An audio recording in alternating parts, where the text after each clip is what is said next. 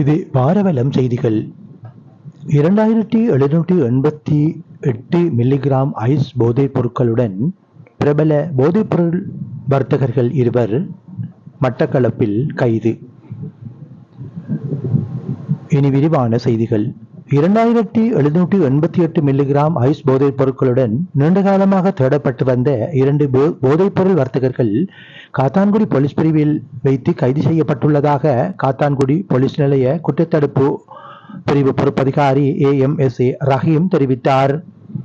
Batticaloa Kattankudy police பிரிவுக்குட்பட்ட ஆரையம்பதி பாலமுனை பிரதேசத்தில் RDS வீதியில் வைத்து 30 வயது மற்றும் 35 வயதுடைய 2 போதை வியாபாரிகளும் நேற்று மாலை போலீசாரினால் கைது செய்யப்பட்டுள்ளனர்.